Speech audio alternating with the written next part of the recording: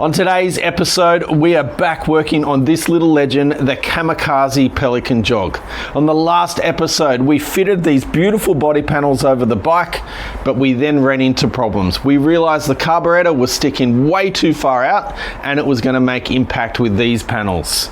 So then we had to modify the intake to move the carburetor inbound. We also fitted a temp gauge and modified the exhaust. And this time we are going to finish the build. We've got a few more go fast bits in it. We've got the Polini speed clutch, the Polini speed bell, and if it fits, it's a big if, I've got the stage 6 Variator. Let's get into it.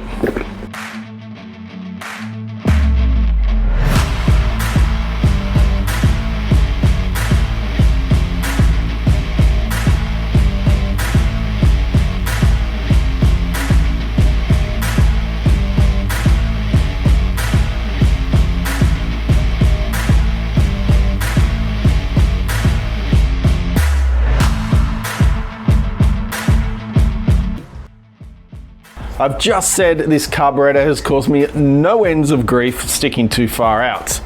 Now, since I moved it in, that's all good, but the problems were not resolved. You see, the air filter then became the problem as it sat too far out. So normally what I would do is I'd put something like this over the carburetor, these little Polini pod filters. They work well, but as you can see, it sticks way too far out and I'm back to square one. Lucky for me, I did buy that 3D printer, which meant I could design my own little filter.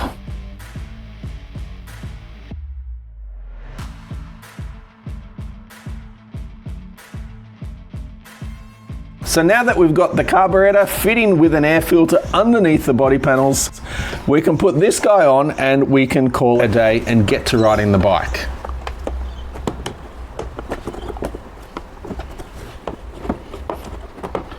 All right, the body panels are back on. It's time to go for a ride, but unfortunately,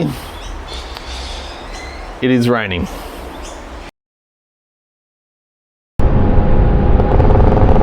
All right, we are en route.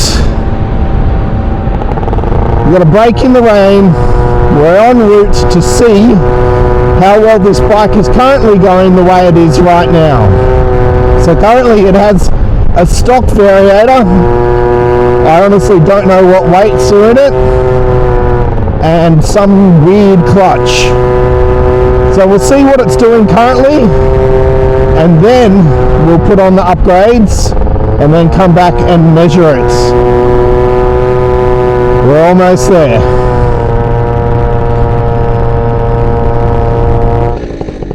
Okay, we've got the draggy set up. We're recording it this time on the phone. Let's see what we can do. Ready? Here we go.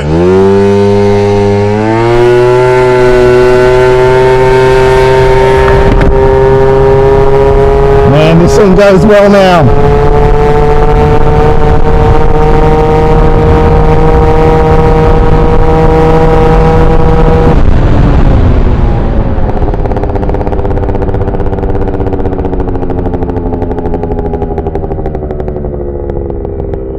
Alright, that's run one done.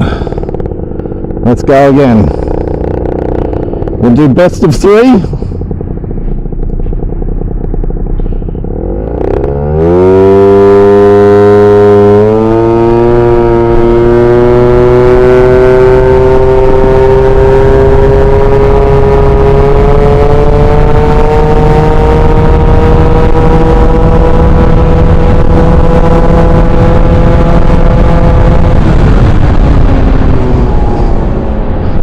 Not bad, not bad.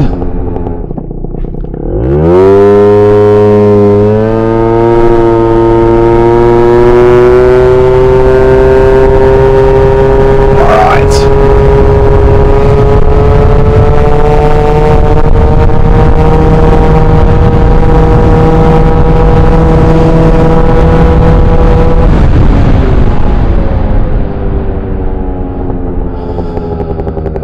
Not entirely sure how quick that was, but not bad. Alright, we will head back and we will pull the data.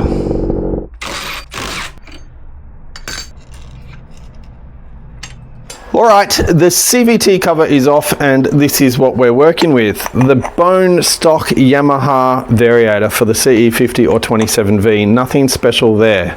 Stock as a rock. It's probably even got the stock rollers in it, not sure. In terms of clutch and clutch bell, this one's a mystery. I'm guessing it's probably a Molossi. It's got a big red torque spring in it, and it also has some little red clutch springs in it. And this is the bell.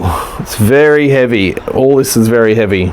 Leave a comment down below if you know what combo this is. It'd be much appreciated.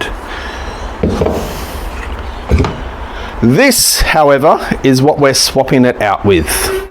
The thought with this bike is, considering I've already got a Polini Corsa cylinder, I might as well keep the rear end Polini as well. So I'm going to fit a Polini clutch and clutch bell. More than one person has told me there's not much you can do variator wise with this bike, except change the weights. The reason for this, unlike most Yamaha scooters with 13mm cranks, this one has a 16mm crank. And this is where the Stage 6 Variator comes in. As you can see, it's got two bosses and two ramp plates, one 13 and one 16mm for the Chinese scooters. Leave a comment down below and let me know what CVT combos you guys are running in your Generation 1 Yamaha Jog. Well, I've run into a little bit of a problem. The Polini bell does not fit in the CVT cover. It is the slightest bit bigger than this bell, whatever it is. Holding the cover, you can see. Yeah, it doesn't even go all the way down. It's stuck. Whereas this guy fits all the way in. Nice and easy. So unfortunately we're going to have to run this bell. Not to worry. We are back out and we have the new clutch and variator in, and oh my god, what a difference. This thing is now nuts. I mean, let's just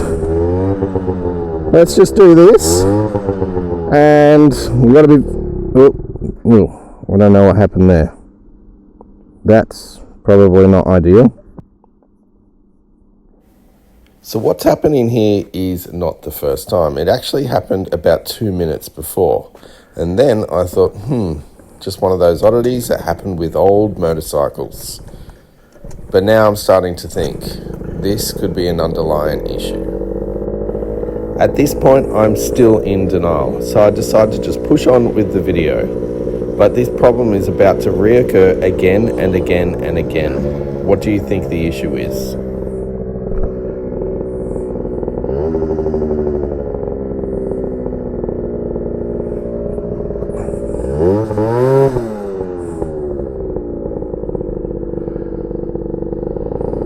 Alright, I gotta say, this thing is a bit bonkers. Check this out. Wait!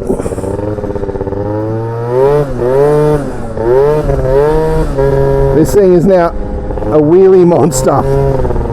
That one actually caught me off guard. That clutch and variator have made a massive difference.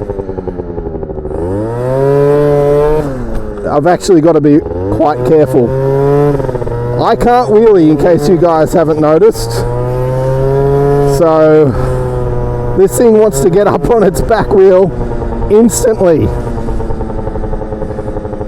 And it's not gradual, it's just snapping back.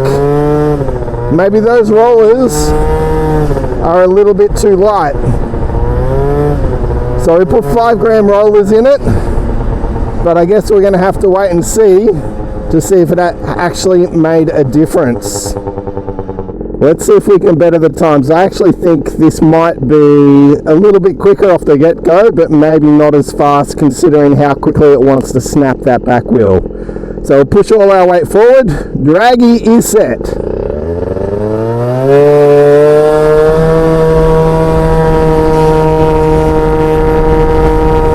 It's definitely feeling faster.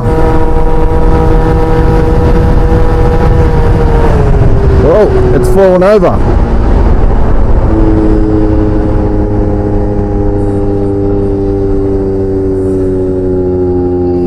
Wow. Let's come back to life now. Oh. And it's dead.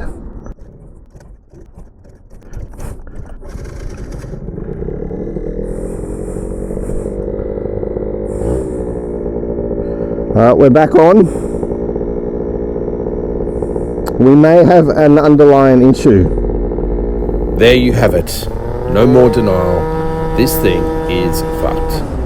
But we're going to soon realise there is a pattern to all this mischief. Alright, we'll try that again. I wonder if it's foul in the plug.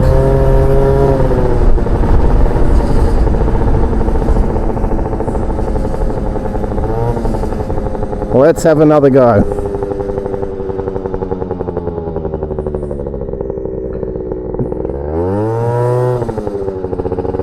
Or maybe it could be even a little bit lean. Alright.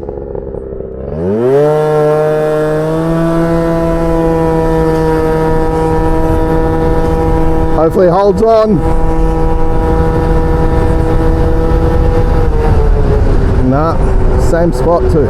Alright, so let's rewind that and let's dissect the clip again.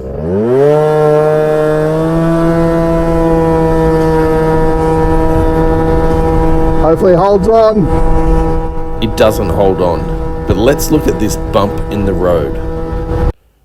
This bastard right here. Nah, same spot too. What could be the cause of all this mishap? It appears it's something electrical.